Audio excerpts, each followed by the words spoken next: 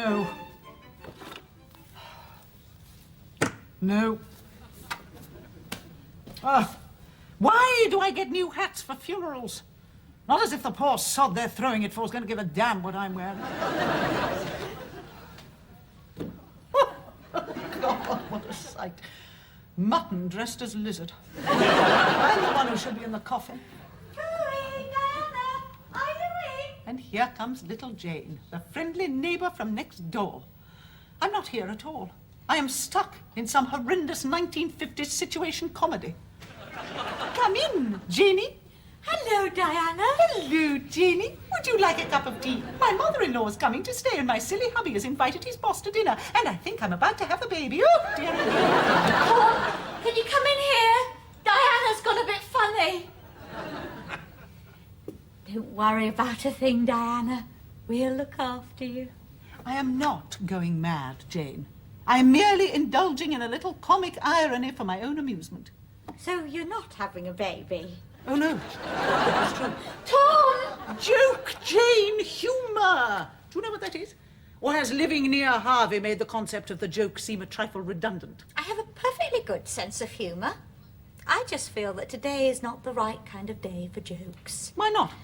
We are going to a funeral. Jane, we are always going to funerals round here. That's the object of this place, isn't it? Dying. We've all come here to die. That's not true, Diana. Oh, we haven't come here on youth training schemes. We've all come here to fill in time before we conk out, before we finally run out of gas. This is the hard shoulder of life, and we are just waiting for the bloody tow truck to drag us off to the dump. Oh, Diana. We are all here grimly hanging on by our teeth to the last great cliff top. Oh. So, it is inevitable that every now and again one of us detaches ourselves from our dentures and plummets to the rocks beneath. Diana. I mean to say that we shouldn't have the odd giggle along the way. God knows they're rare enough in this museum of the living dead. What ho? Talking of which... Everybody ready for the off? Got your season tickets to the crematorium? Oh, don't you start, Tom. Start what? I've never started anything, Jane. I'm one of life's great followers. The disciple's disciple, that's me. Jane thinks we should be miserable because we are going to a funeral. Oh, I don't know. At least it's a day out. And you know what they say. Better to stand looking into a grave than lying in a grave looking out. That's not very nice, Tom. Well, anyway, we hardly knew old Barney. His name was Jimmy. Well, whoever. Just going to swell the numbers. Have a good laugh at the Reverend Vulture. The vicar's name is Sparrow. And I'm going because I'll miss Jimmy. And I'm sad at his leaving us. He'd only been here 2 days. Right. One of Harvey's smarter moves. Just managed to cash the deposit before the old chap snuffed it. Harvey would have given Jimmy's family a refund, but he was tied by the terms of the residency contract. I'll see you out the front. And this time, please don't tell the undertaker's assistant that the deceased had contagious leprosy. Precisely, Diana. De mortuis nil bonum. Don't speak ill of the dead. You showed Jimmy round, didn't you, Tom? Yes. You find goodness in everyone. I try.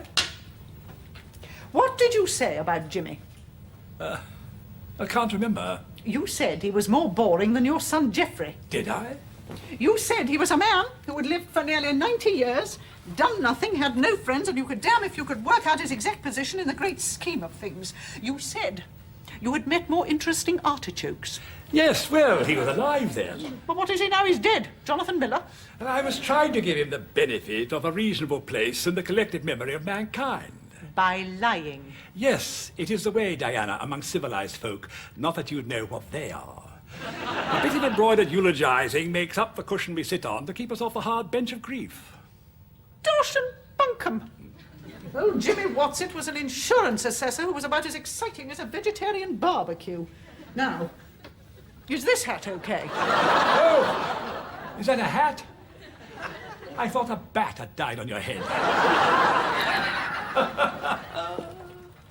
Oh, I'm so glad that hurt. oh, I'm slain, I'm slain. Shut up, Tom. Just get it in, get it in. What was that you were saying? Harvey. Yes, we'll talk later. What?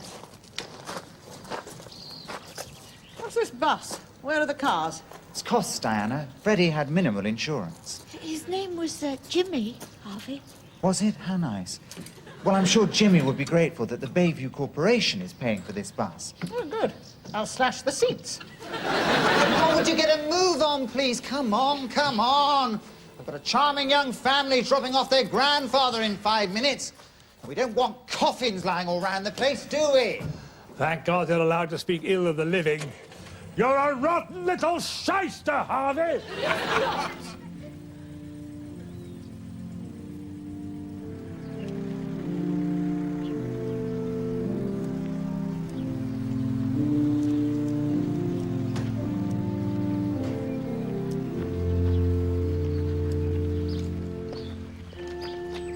See those graves? Can't even make out the names on half of them. The only reason for existing was passing on the genetic baton. At least they weren't stabbed to death by a thin-wielding virago. Ah, good morning, Dennis. Another one bites the dust. Ah, familiar faces. Are you with the bride or groom? You've lost your sense of humour, I see. Are you the godparents? What? Harvest festival? Funeral, Dennis? Yes, yes, of course. Mr. Baines and Jane, come to read the banns, have you? Well, not crack like that, Dennis, and I'll cart my lot off down to the Catholics. I bet they give me a better deal.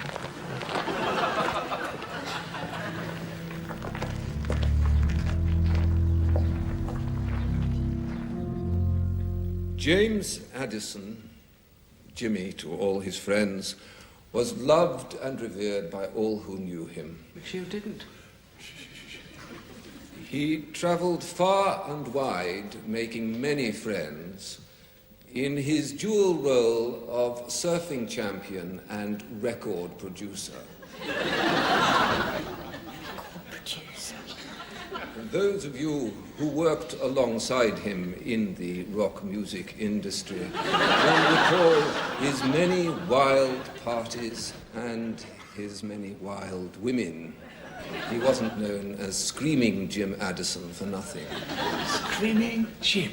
I think I'm going to enjoy this. But of course, the good Lord giveth, and he taketh away. And so it was with Screaming Jim. At the height of his fame and fortune, while hang-gliding in the Alps, Screaming Jim was taken from us at the tender age of 28. Excuse me.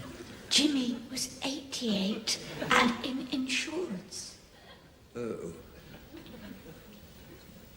Not arrested on drug charges. Oh. Oh, dear.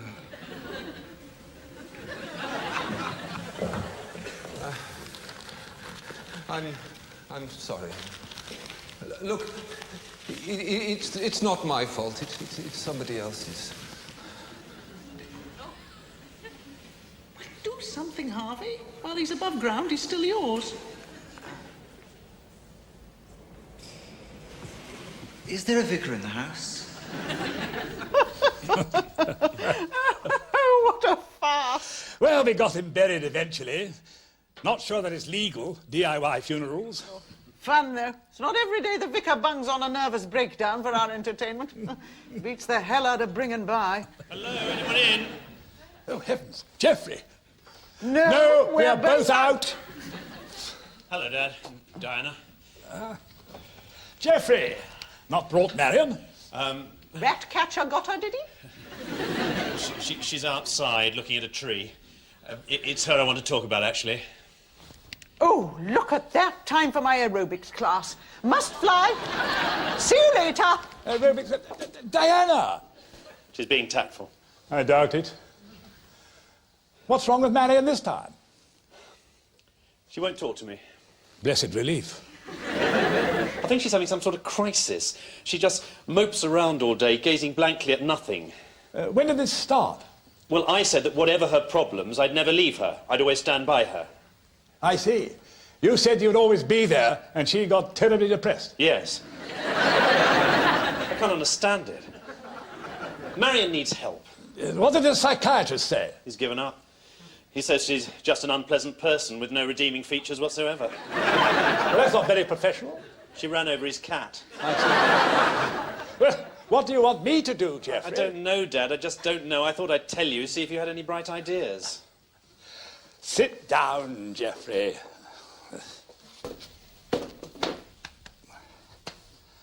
As you know, I've not always seen eye to eye with Marion. Well, that's all right, Dad, nor has anyone else. In fact, I go as far as saying that humankind need hardly have bothered to drag itself out of the primordial soup if the best it could come up with was a Marion. Yes, Dad. It's not only that she has the morality of an alley cat, that she has the mind of a retarded cauliflower, that she drops... That's all right, Dad. I think you made your point. The thing is, she is my wife. And do you love her? Yes? Really? Yes, Dad, she is my wife, and I do love her, and I'm asking you if you can help me, please. Of course, Geoffrey. I'll do anything I can. You're a real brick, Dad. I am your father. You are my son. Goodbye, Father. Goodbye, son. I am your father, you are my son. God, where's my puking bowl?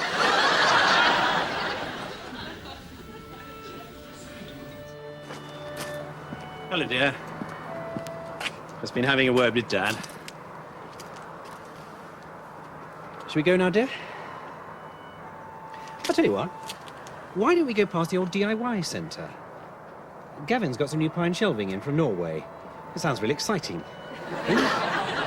What do you say? You could have a bit of a browse through the shower curtain catalogue.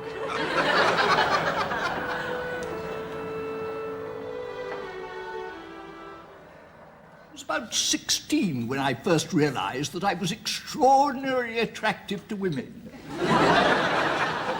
Because I had more hair then, and I was taller, 6'3". Played number 8 in the England scrum. But I expect you could tell that from looking at me. God, Basil's faster than a speeding bullet. That woman hasn't even unpacked yet. I can't think why Geoffrey wants me to do something about Marion. You should dismember her, feed her to the dog. Oh, Diana. Or bung the electric fire in her bath. Mind you, Marion would probably enjoy that. This is a serious matter, Diana. She's obviously a soul in torment. And so she should be. Frightful creature. When she's not sloshing down the gin and the pills, she's cuckolding poor old Geoffrey with everything in trousers. Maybe she has a crisis of conscience. Maybe within her there is a good person struggling to get out. And maybe Harvey Baines will be the next pope. Talk of the devil. Oh, look, here comes Daffy Dennis, the deranged deacon of Dingley Dell. What's he doing here? That's it, Dennis. Come on now. You sit down there. You make yourself comfortable. It's rabbit on Wednesdays. It's Thursday. It's still rabbit. I'll talk to you later. Thank you, Harvey. Most kind. Not in the dining room, Basil. Oi, you. My name is Harvey, Diana, not Oi you. Then why do you answer to oi you? She got you there. What do you want? What is the raving Rev doing here? He's taking a short vacation. Oh, for God, would you spit it out, you cretin? He's taking a short vacation. I'm not surprised. I said he could have Jimmy's room until the fumigators are finished. Has he been given the sack because he cocked up a funeral? That's a bit rough. There was also a rather embarrassing baptism. Apparently there is a child of this parish called Ugly Little Bastard Jones. My kind of guy. The bishop thought he probably needed a break, so do make him welcome. Basil's already beaten us to it. Hello, Basil Makepeace. Dennis Sparrow. You look a bit young to be a new inmate. I'm only stopping for a couple of days. Then you'll want to know who the high-speed little ravers are. Sorry? The goers, the pushovers, the hotshot Zimmer girls. It wasn't exactly uppermost in my mind. Trick is to pretend you're senile. God, 20 years ago, I'd have been put in jail for the things I get up to around here. I'll bear it in mind. See that one over there? Good time Gladys. Used to be a Cochrane girl. Get her leg over a house, she could. Basil? Just telling the new chappie a few of the local facts of life. We heard. Dennis is a vicar, Basil. Oh, I do beg your pardon. Fancy me telling a vicar where to get his jollies. Coals to Newcastle. Take no notice of him, Dennis. Contrary to popular opinion, not all old people are fun-loving and sex-mad. Some of us have the decency to be vicious old cripples with a healthily sour view of life. I know exactly what you mean. But you're a vicar. No man of the cloth could possibly agree with anything Diana says. Oh, I don't know. Oh, dear. You will come to tea at 3:30. Sorry? Yes, you probably will be, but be there just the same. Come on, Tom. Righto. I've got some chocolate fingers sent to me by Bertrand Russell's sister, Jane.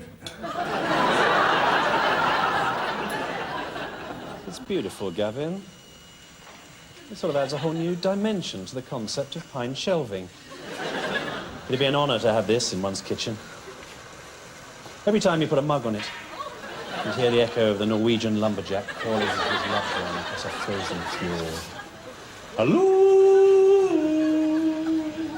Marion!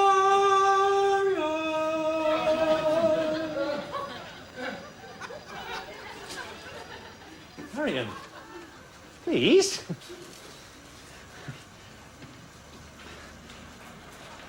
This is shelving and plasterboard.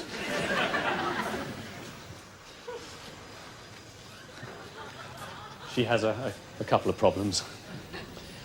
And of course the grain is quite wonderful. Lovely, evenly spaced rings, and I don't know what I'm going to do about it. And so Jane Russell always sends me chocolate fingers. Thank you, Tom. And Joan Crawford always sends me acid drops. But she would, wouldn't she? Tom Belter. No, really, don't mind me. It's fascinating. God's sake, will you stop being so tolerant? Just because you're a vicar doesn't mean to say you have to tolerate every crackpot that pops out of the woodwork. He might just be being nice. Nonsense. He's just trying to live up to a preconceived image of what a country vicar should be. All wifty-wafty and fates and WIs and thinking hoodlums are nice people. Am I right, Dennis? Well, There you are. You see, he agrees with me. Maybe he'd like to talk for himself. Away you go, Dennis. Dear. Now listen, Dennis. It's not every day that we go to a funeral and we see the vicar dropping his marbles all down the pulpit steps. It's a pity it's not every day. It'd be great fun, but there you are. What we want to know is, what's up, Rev? Mind you, I think you were spot on with ugly little bastard Jones. I think we're on the Damascus Road here. yes. In a perverted sort of way, it is the Damascus Road. But instead of, like St. Paul, looking up and seeing the blinding light of faith, I have looked up and seen the outer darkness, the empty chasms of the soul, the snakes writhing in the bowels of hell. Is he talking about Glasgow? Dennis, would you just care to run that past us again without the fire and brimstone? I have lost my faith. Oh, Christ. I mean, tut. Lost your faith, eh? You were right. Most of us just go through a set of programmed pious motions. I do my best. I perform all the ceremonies. I scuttle round the parish picking up the bits missed out by the welfare state. But it means nothing.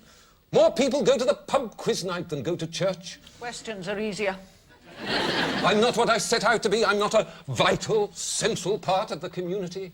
I'm just an untrained social worker, trying to prop up yesterday's ideologies. I'm something out of an Ealing comedy. People talk slowly to me, and Americans take photographs of me with their aunts. Chalky finger? Thank you. Well, you have come to the right place to get a balanced view of faith. Really? Oh, yes. Tom has buckets of it. I have absolutely none at all.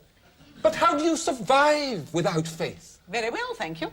She survives by venom, revenge, and general loathing of everybody.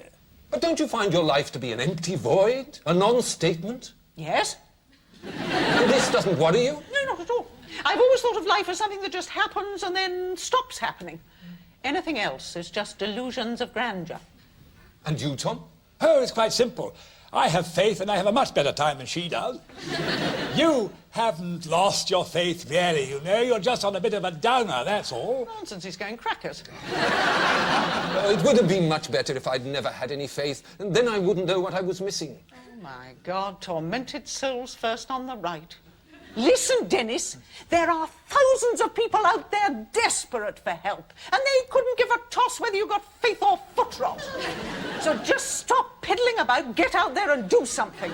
Or they'll lock you up in the funny farm and then you'll be a total waste of space. What you need is a cause, Dennis. What he needs is a kick up the bum. Ah, I've got just the cause for you. Really? Yes, he wants you to tunnel out of Colditz with him.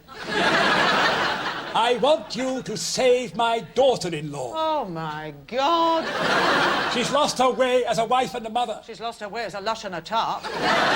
She needs someone to take her by the hand. Or by the throat. Quiet, Diana, and lead her back to the true path. Will you do it for me? It may not be a great step, but it might be the first step. Oh, I don't know, Tom.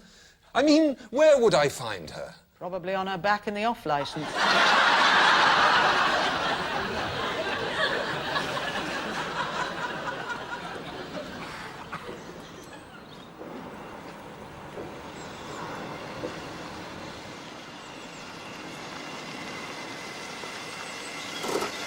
Oh, Marion. God, what a wacko's convention this'll be. Geoffrey, this is Dennis, who I was telling you about. Hello. Could I have a word, Dad? Yes. She won't do it, Dad. What? Said she doesn't need some barking vicar telling her how to run her life. Oh, dear. Well, she might have a point, Dad. I've checked this fellow out. He's been suspended by the bishop. He christened some baby, ugly little bastard Jones.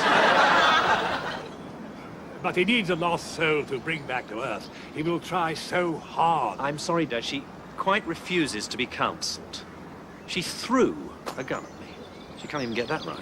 Oh, well, I did try. You did, Dad, but I don't think that one manic depressive is necessarily the right person to counsel another. Oh, I'm not so sure. Good grief, she's talking to him. She hasn't talked to me for months. Oh, isn't it exciting? What is? The Reverend Dennis is trying to find his faith by saving a distressed soul. I am a distressed soul, Jane. Oh, Harvey. Jane, you're touching me. Sorry, Harvey.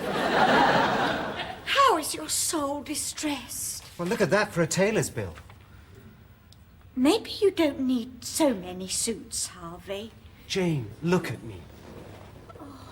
Carefully. What do you see? A fine man.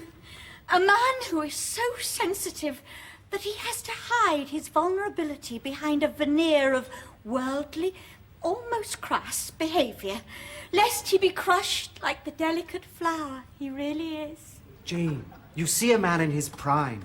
Oh, I do. A man approaching 40, 35. But a man with something missing. Oh, that's not true, Harvey. You mustn't listen to Diana. You haven't got anything missing. If you had, you'd have a much higher voice. I meant, Jane, I am missing a partner. Oh, Harvey. No, there comes a time in a real man's life when he has to stop playing the field. No matter how much the crowd may roar for him to play one more season. There comes a time in a real man's life when he has to start looking around for his first wife. Oh, I think I'm going to faint. Are you trying to tell me something, Harvey? I certainly am, Jane. I want you. You can have me. I want you to help me. How can I help you? I want you to help me to find a decent wife. I want to join that new tennis club. There must be stacks of rich, idle women hanging around there who want a real man's man like me. You write me a few references, will you, Jane?